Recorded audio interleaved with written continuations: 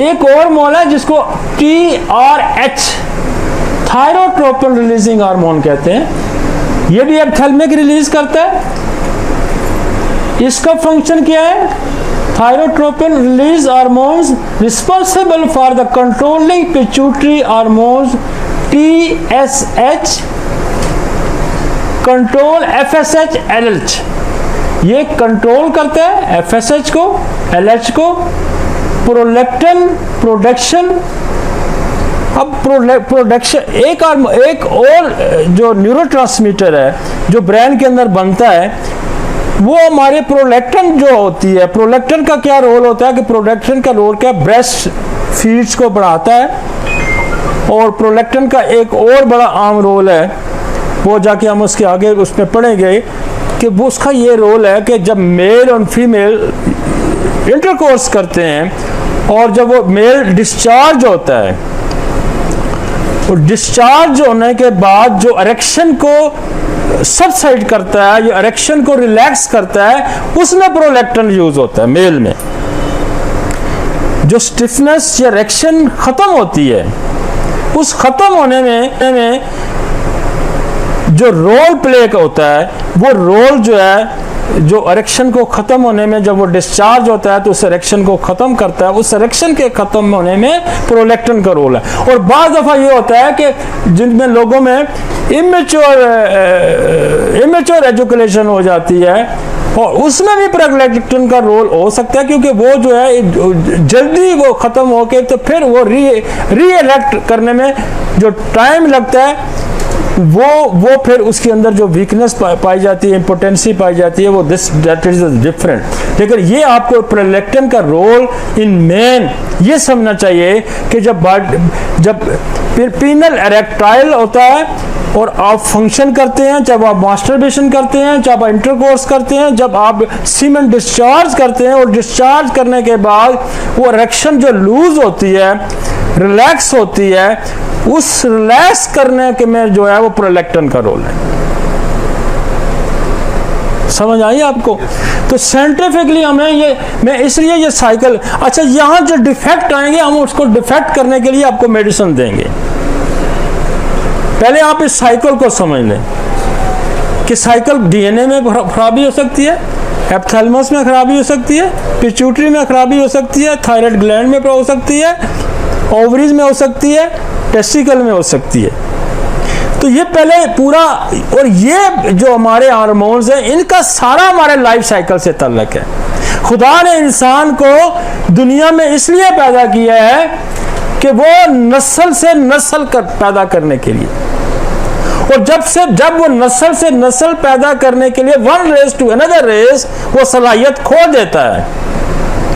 Genetic system का function जब अपनी सलाहियत खो देता है तो फिर इंसान को खुदा आस्ता आस्ता, जो कि ये सारे हार्मोन रिड्यूस होने शुरू हो जाते हैं, फिर उसको वो मार देता है। जैसे मैंने कहा कि जो ग्रोथ हार्मोन 28, जब 28 तक पीक पे जाता है, फिर 28 के बाद, और वो ये कहते हैं कि अगर क्वालिटी फिर भी उसकी कुछ बेहतर हो, क्वालिटी बेहतर हो, क्वांटिटी नहीं, क्वालिटी अगर बेहतर हो, तो फिर वो जो जैसे स्पोर्ट्समैन का मैंने जिक्र किया, वो साइकिल बढ़ सकता है।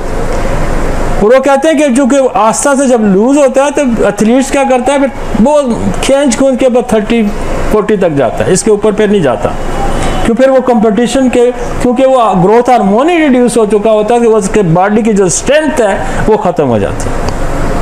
इसी तरह बॉडी के अंदर जब एस्ट्रोजन है, बॉडी के अंदर प्रोजेस्टेरोन है, जो फीमेल ज़्यादा रोल प्ले करता है, एस्ट्रोजन उसकी सारी फीमेल की एक्टिविटीज़ जेनेटल सिस्टम की एस्ट्रोजन और मैन एस्ट्रोजन है और प्रोजेस्टेरोन डील करते हैं। ये जब प्रोडक्शन इनकी रिड्यूस हो जाती है तो मेल फीमेल के अंदर फर्टिलाइजेशन कम होनी शुरू हो जाती है, और जब फर्टिलाइजेशन का अमल कम होना शुरू हो गया तो एजिंग फैक्टर स्टार्ट हो जाता है। तो इसको हमने समझा।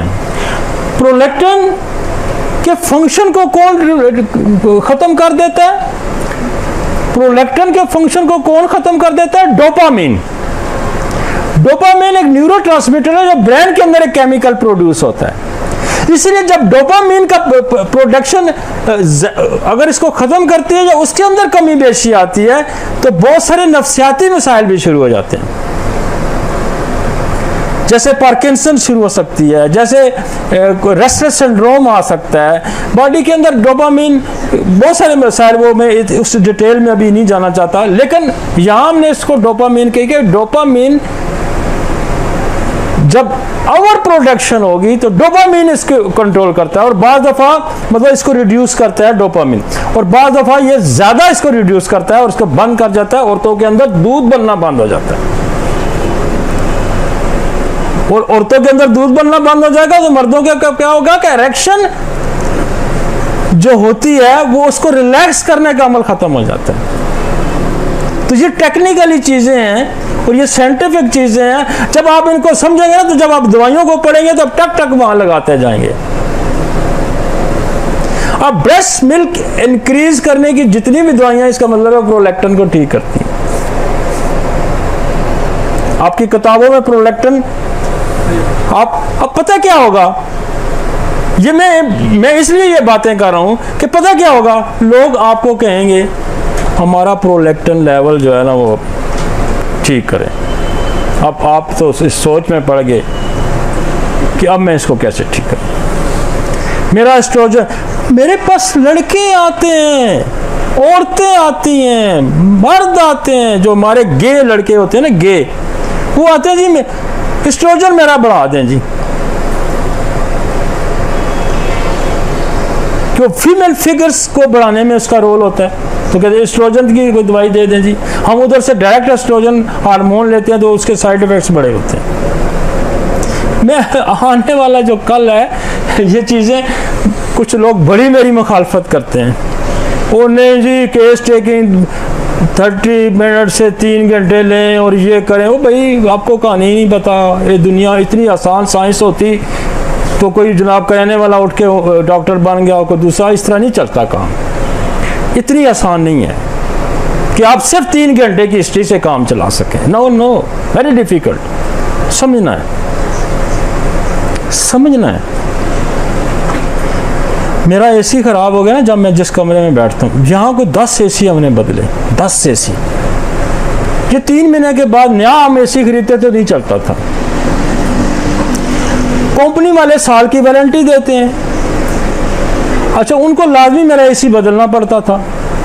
अब 3-4 जब वो एसी बदल चुके, उन्होंने कहा जी ये कोई मसला हो रहा है, हम इससे ज़्यादा अब एसी नहीं बदलते। अब मुझे ये क्या करना पड़ता कि मैं एसी परचेज करता हूँ, मैं कुछ ना कुछ, बहरहाल हमने कोई 10-12 एसी बदले। अब वो डिफेक्ट ना कोई आए कि जी एयर कटर लगा दें, यहाँ एयर कटर लगाओ, क्योंकि आपका क्लिनिक खुलता है दरवाज़ा, तो वो जो है एयर जहाँ से अंदर चली जाती है, इस पर प्रेशर ज़्यादा पड़ता है, ये ख़राब हो जाता है। हमने एयर कटर नहीं लगाया, फिर वो भी वही खराबी ना ख़त्म हो। एक दिन एक मरीज़ मेरे पास आया, मुझे कहने लगा, दवाई ली तो मैंने कहा ये तुम क्या करते हो? कहता जी मैं एसी मैकेनिक हूँ। अच्छा, उससे पहले मैं सैकड़ों एसी मैकेनिक को दिखा चुका हूँ, सैकड़ों एसी मैकेनिक।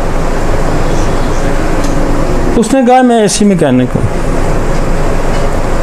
मैंने कहा यार मेरे एसी में ये मसला है, ये कोई तो तुम समझ सकते हो?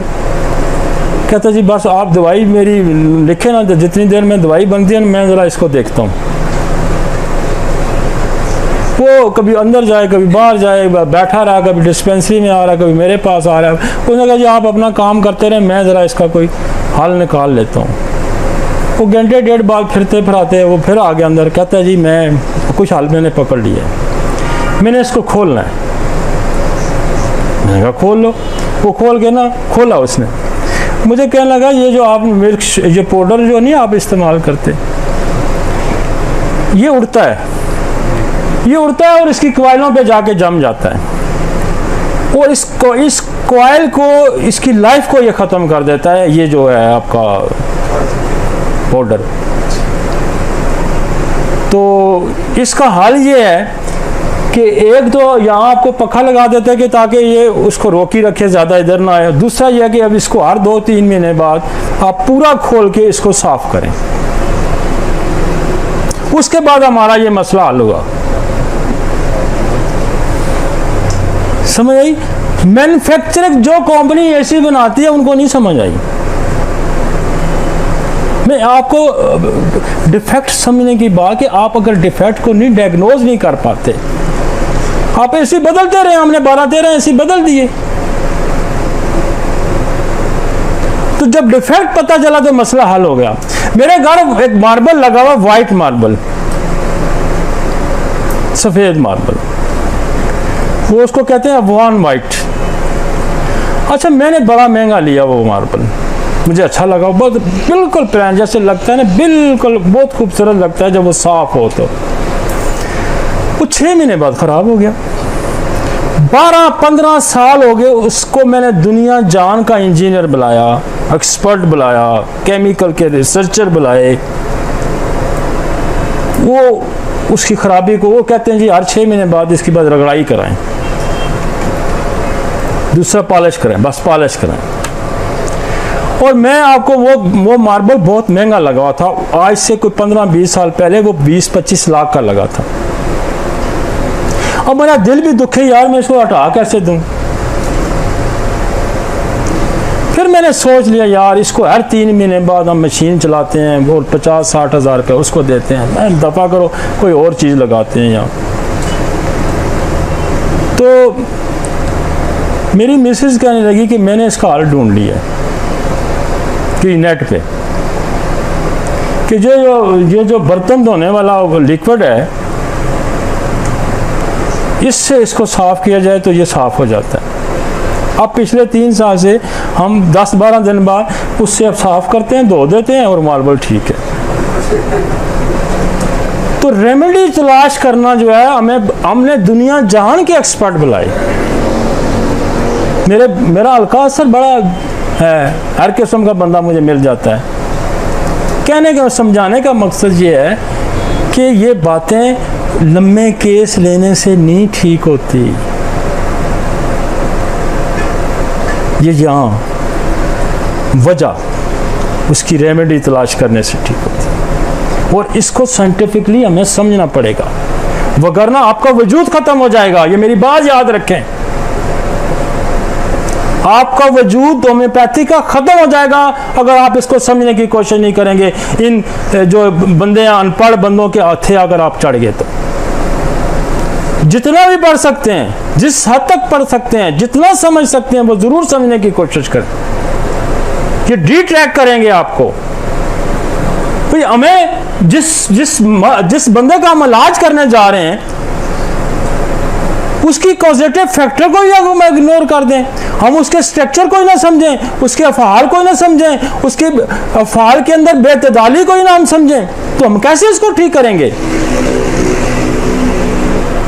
भाई हम एनाटॉमी नहीं समझे, हम बैक्टीरियोलॉजी नहीं समझते, हम फिजियोलॉजी नहीं समझते, हम पैथोलॉजी नहीं समझे, हम उसको कैसे ठीक करेंगे? भाई ये चैन नहीं हमें पता। मुझे सच बताएं, ये चैन आपको पता था? और मैंने कम से कम 50 बंदों से डिस्कस किया होगा, स्पेशलिस्ट से, जेनेटिक स्पेशलिस्ट से, इमरजेंसी स्पेशलिस्ट से। दुनिया मेरे घर में 4 स्पेशलिस्ट बैठे हैं भाई। फिर जब हम दवाइयों को पढ़ते हैं ना तो हम कहते हैं अच्छा ये दवाई तो वैसे यहाँ काम करती है, ये दवाई यूं भी काम कर सकती है। तो इसलिए इसको समझना बड़ा जरूरी है भाई, इस चैन को, इस साइंस को समझना बड़ा जरूरी है भाई, बीमारियों को समझना जरूरी है। आप हनीमन की बात करते हैं, हनीमन ने तो खुद सारा कुछ उसको पता था, उसको सब कुछ पता था ना भाई। आप उसका एक हिस्से को ले रहे हैं, आप उसके दूसरे हिस्से को छोड़ ही रहे हैं, जो उसका बुनियादी बीमारियों को समझने वाला हिस्सा था, आपने उसको छोड़ ही दिया। आपने एक बात पकड़ ली कि वो कहता जी एलोपैथिक डॉक्टर जो तरीका इलाज है ठीक नहीं, बस इस बात को आपने पकड़ लिया। वो भाई वो खुद एनाटॉमी, फिजियोलॉजी, पैथोलॉजी को समझता था, वो बैक्टीरिया को समझता था, वायरस को समझता था।